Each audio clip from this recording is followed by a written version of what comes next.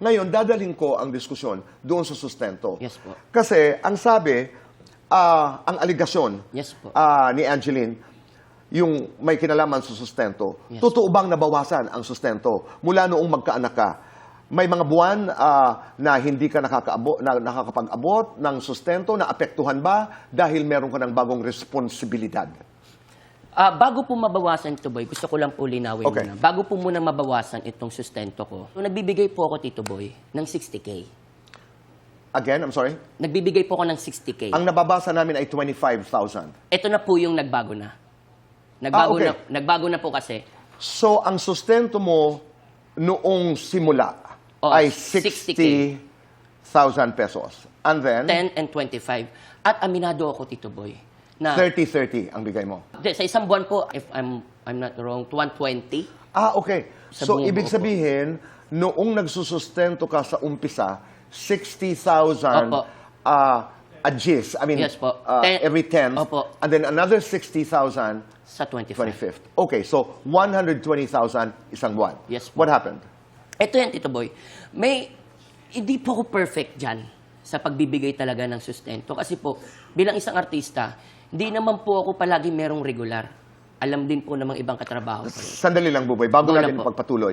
Itong amount na ito, itong 60-60, itong 120,000 a month, agreement nyo ito?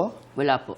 wala Wala po itong legal. Kumbaga, ito po yung napag-usapan namin. Napag-usapan nyo lamang ito Opo. ni Yung po yung gusto ni Angeline. Angeline. Yun ang gusto ni Angeline. Yun po yung gusto ni At Angeline. ibinigay mo ito dahil kaya mo. Opo. Kinakaya po, Tito Boy. Kinakaya. Kinakaya Okay. ko. Kasi sabi ko nga, Tito Boy, sa sahod ko, hindi naman po ako nakakaipon ng ganon. Kasi sumahod po ako ng 70. 60 po maibibigay ko. Or minsan po, sumahod po ako ng 30, Tito Boy. Pinapangutang ko po yun, Tito Boy. Para mabuo ko po yung 60 na yun. 60. Minsan, Tito Boy, nagkukulang po talaga ako. Kasi minsan talo po talaga sa trabaho. Nabibigay ko lang po talaga. Sabi ko, ma'am, pagpasensyahan nyo na po, ang naipon ko lang po talaga ngayon. Ma'am ni Opo, Angeline. ma'am ni Okay. Angeline. Ma'am, pasensya na po, ang naipon ko lang po talaga ay 45. So, doon po nag-range 45, 60. Okay. Ganun Buboy, gaano katagal na nagbibigay ka ng ganitong klaseng sustento? Simula po naghiwalay kami, Tuboy. Hanggang Bago po kami pumunta ng Vauci. mga kailan yon? Last year po ito. Paano kayo napunta doon? Kasi may connection ito doon yata sa sustento. Opo. Nangyari po ito, Tuboy, na medyo nag-aalangan na po ako dun sa sustento.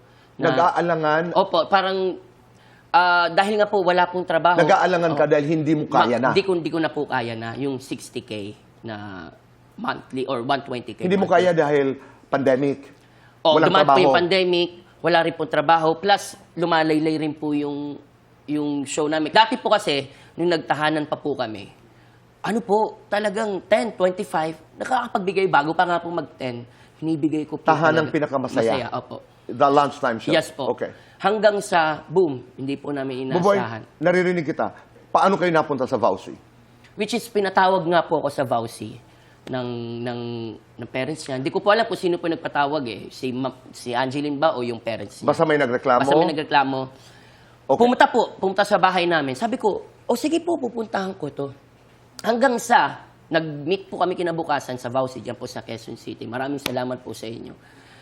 Na sinabi ko po sa kanila, yung katotohanan, kung ano po talaga ang kaya ko bilang isang ama. Napag-usapan nga po namin doon, inamin ko sa kanila kung magkano po yung kinikita ko bilang isang artista at ano po yung regular ko na trabaho. Kasi hindi naman po ako pwede, Tito Boy, na umasa lang sa racket ko. Kasi nga, minsan, hindi naman po nakafix ang rate ng isang artista. Sandali, doon sa Vauci, Yes may po. dala ka bang mga ebidensya? May napakita ka bang mga ebidensya Yes po. Yes doon po. sa kung magkano ang kinikita mo? Yes po, meron po ako sinabi. Because that's a formal investigation. Yes po. Sinabi ko po na ito po yung kaya ko po talaga. Ito po yung regular show ko. So, Sino ang kaharap mo nung nag-uusap nasa kayo ng Vauci? Yung Vauci po. mismo. Nobody was present from Di ba? Angeline's Meron side? po, yung parents niya po. Okay. Yung Alright. mom and So, dad niya po. magkaharap kayo nila, ma'am Opo, at dad. magkaharap po Alright. kami. Magkaharap po kami. I mean, sinabi ko po sa kanila, sabi ko po, ma'am, naghingi po ako ng pasensya talaga, Tuboy. Naghingi ako ng pasensya. At nagpasalamat din ako kasi syempre, dinaan po nila din sa legal. Para rin po, masabi ko rin po doon sa legal kung ano po talaga yung pinakakaya ko. Kasi ayoko rin po talaga magsinungaling, Tuboy. Ano ang inyong napagkasunduan? Sinabi ko po na ito po yung kaya ko. Sige, boy, sabi sa akin, boy, ano ang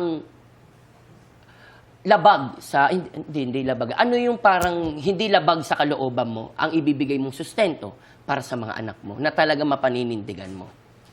Sino ang nagtatanong na ito? Ang Ito vouchy? po, yung legal po. Okay. So sinabi ko po, ma'am, kung ito po yung sahod ko po sa isang show, ito rin po yung sahod ko sa isang show, ayoko rin po mag-isip na si Angeline kasi wala naman po akong hinihingi na dun sa nanay. Wala po akong nire-request dun sa nanay.